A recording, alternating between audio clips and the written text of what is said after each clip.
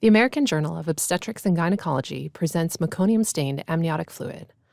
A green discoloration of the amniotic fluid is often attributed to the presence of meconium and considered an obstetrical hazard. The term meconium derives from the Greek word meconi, which means poppy juice or opium-like.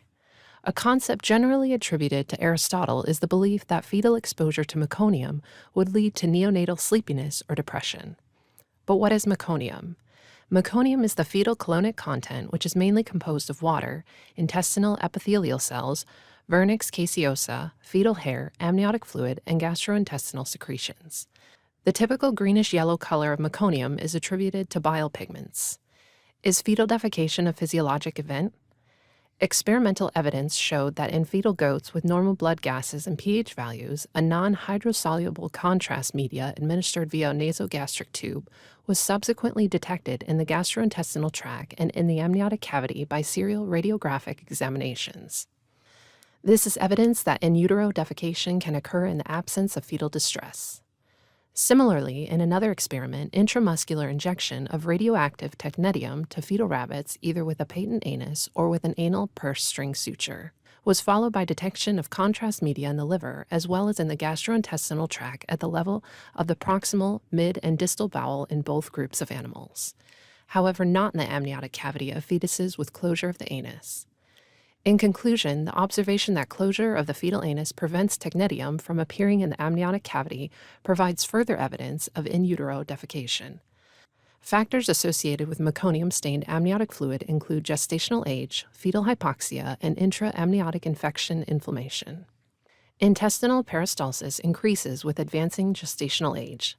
This has been demonstrated in animal studies in which a radiopaque substance was injected in the amniotic cavity at various stages of pregnancy in rhesus monkeys, and subsequently detected at different levels of the gastrointestinal tract by serial X-rays. In human pregnancy, the frequency of meconium-stained amniotic fluid increases as a function of gestational age. At 42 weeks of gestation, meconium is present in amniotic fluid in approximately 1/3 of cases. A discoloration of the neonatal skin and a green-yellow staining of placental membranes are evidence of in-uterus meconium passage and are criteria for the diagnosis of Stage II post-maturity syndrome. Fetal hypoxia is another factor associated with meconium-stained amniotic fluid. Indeed, in 1994, a large study showed a significant association between meconium-stained amniotic fluid and low APGAR scores, as well as low pH values at birth. However, most neonates born to mothers with meconium-stained amniotic fluid do not have metabolic acidemia at birth. Indeed, in a recent study, 80% of neonates with meconium-stained amniotic fluid had a pH equal or greater than 7.2. Intraamniotic infection inflammation has also been associated with meconium-stained amniotic fluid. A study conducted in patients with preterm labor and intact membranes supports this view. Women with green-colored amniotic fluid had a higher rate of positive amniotic fluid cultures for bacteria than those with clear amniotic fluid. What about term? Women with clinical chorioamnionitis at term and meconium-stained amniotic fluid had a higher rate of microbial invasion of the amniotic cavity and bacterial endotoxin compared to those with clear amniotic fluid. In addition, these women had also higher amniotic fluid interleukin-6 concentrations, suggesting an inflammatory response. In conclusion, meconium-stained amniotic fluid is associated with microbial invasion of the amniotic cavity in term and preterm gestations. Fetal defecation and prenatal diagnosis of meconium-stained amniotic fluid have been reported with different techniques. This two-dimensional ultrasound video clip captures the fetus in the second trimester defecating in uterus. These high-resolution 3D ultrasound images demonstrate the presence of fetal stools in close proximity of the fetal anus. An amniocentesis performed immediately after ultrasound visualization of fetal defecation confirmed the presence of fetal stools in the retrieved sample. Further evidence of fetal defecation comes from a fetoscopy performed in a case of Stage III twin-to-twin transfusion syndrome at 19 weeks gestation.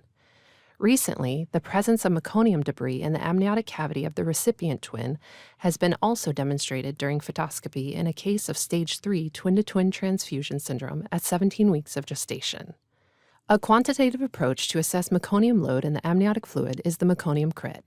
This test is based on the same principle as that used to calculate the hematocrit with a capillary tube, and the results well correlate with meconium concentrations.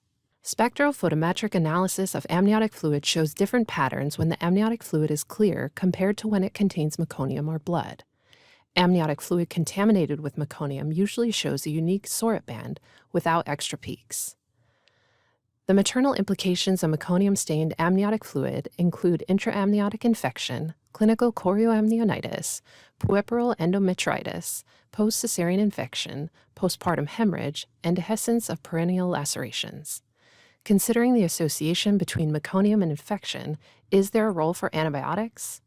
A systematic review of 2 randomized clinical trials in women with meconium-stained amniotic fluid allocated to intravenous ampicillin sulbactam versus placebo showed that intrapartum antibiotics in meconium-stained amniotic fluid reduced the frequency of clinical chorioamnionitis by 64%.